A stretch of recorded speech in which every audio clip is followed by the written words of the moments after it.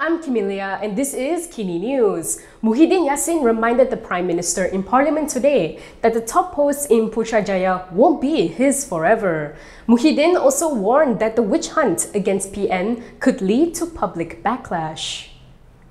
Pagoh MP Muhyiddin Yassin criticized Prime Minister Anwar Ibrahim in Parliament today for accusing him of misappropriating COVID-19 stimulus funds. In his debate of the royal address, the Perikatan Nasional chairperson said Anwar's allegations were baseless and amounted to defamation. Kononnya saya selewengkan 600 bilion. Ini siapa sebut? Perdana Menteri kata. Lepas tu dah tukar 530 bilion tu betul. Lepas tu 90 bilion. Lepas tu 45 bilion. Lepas tu 300 milion. Ni apa? Perdana Menteri Tambun cakap ni. Kalau dari segi undang-undang, ini defamation.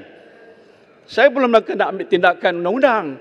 Kesian pada Perdana Menteri baru, bagi dican dulu.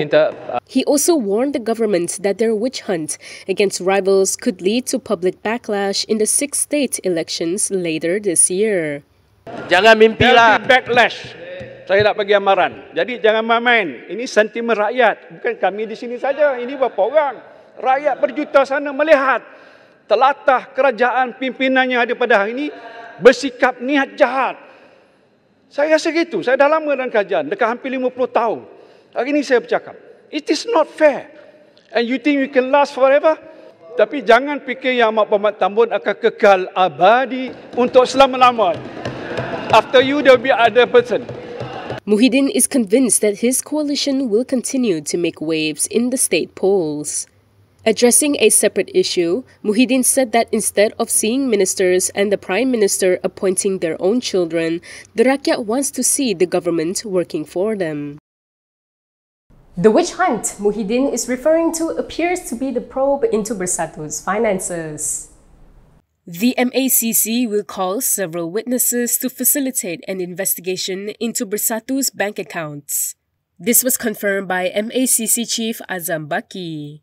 In a short statement to Malaysia Kini, Azam Baki hoped that the public would give MACC the room to conduct their investigation and not make any speculation about the case.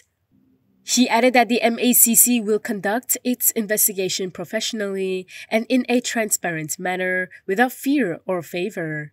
However, the agency neither confirmed nor denied whether they were summoning Bersatu President Muhyiddin Yassin.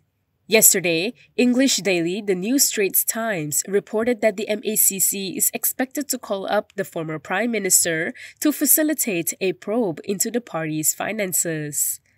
2 weeks ago, Malaysia Kini reported that MACC had frozen 2 of Bersatu's bank accounts. An MACC source claimed that the account freeze was over allegations that Bersatu received contributions from some 10 contractors who received various projects when the party was running the government. According to the source, the amount of contributions was suspected to involve more than 300 million ringgit in total. Anthony Loke's move to push his ministry into the digital age appears to have caused Wee Ka Seong to short-circuit in Parliament.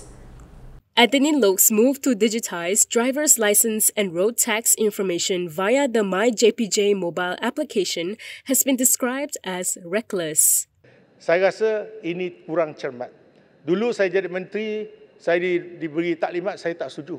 Kerana saya lihat memang bahaya. Dan sekarang saya boleh tunjukkan banyak nombor IC dapat dikesan. Senang saja. Semak daftar pemilih kita ada nombor semua orang.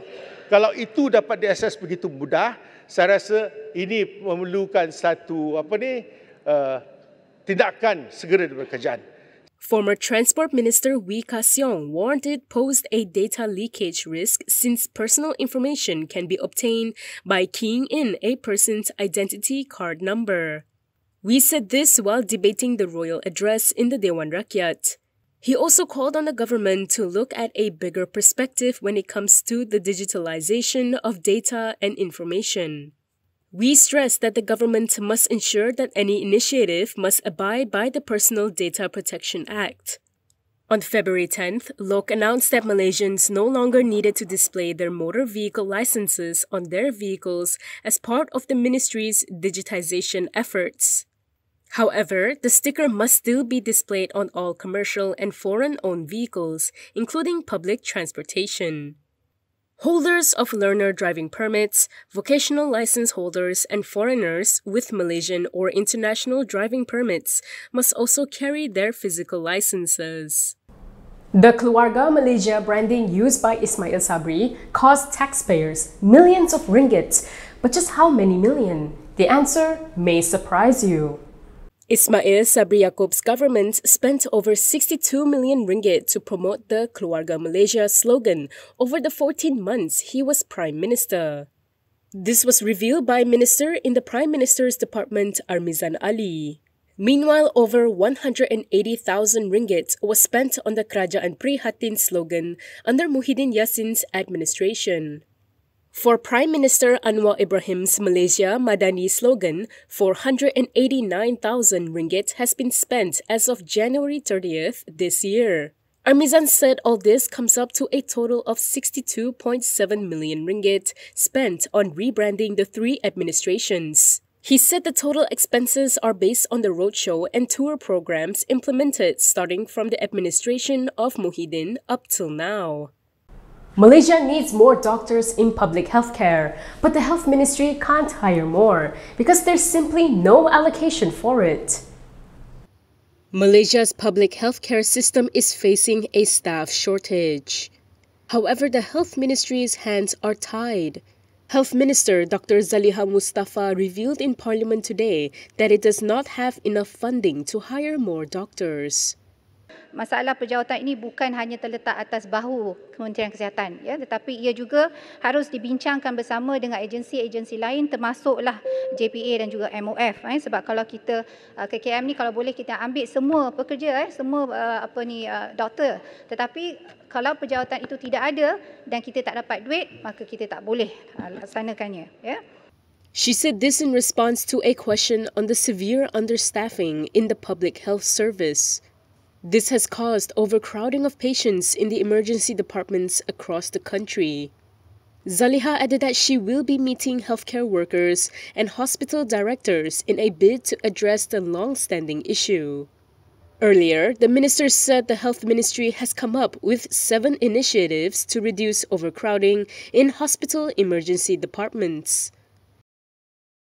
Do you enjoy reading? You may want to remove 3 books from your reading list because the Home Ministry has banned them. Stick around to find out which. The Home Ministry has banned 3 publications deemed to be harmful to Malaysian morals. The books are The Tale of Stephen, Jacob's Room to Choose, and Aku. 2 of the books reportedly contain LGBT elements.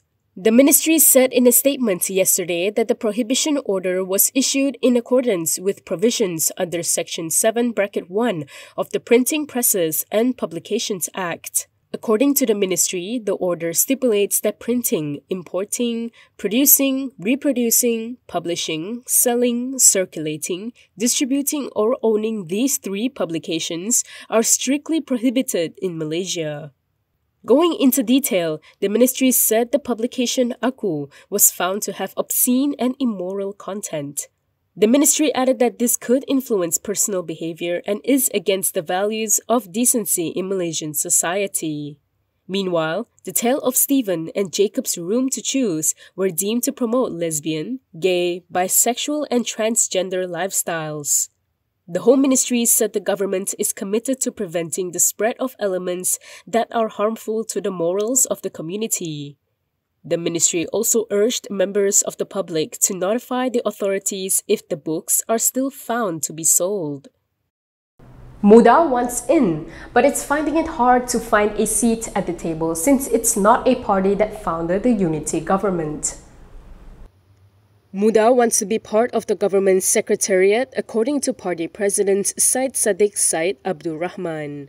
However, he said the objective would be to discuss important issues, not to pursue positions. The Muar MP said the party's priority is to help address pressing current issues and told critics not to be narrow-minded. Speaking to reporters at the Parliament's lobby yesterday, Syed Saddiq told his critics not to look at politics from a narrow perspective. He said among the matters the party wants to raise in secretariat meetings are youth issues and the plight of the B40 income group. However, the Muar MP said that he would continue to support the government for the sake of the country's political stability and people. On February 8th, Mudah raised dissatisfaction after the party was kept in the dark about the government's first secretariat meeting held at UMNO's headquarters the day prior. In response, Prime Minister Anwar Ibrahim said that the meeting was only meant for parties that founded the unity government.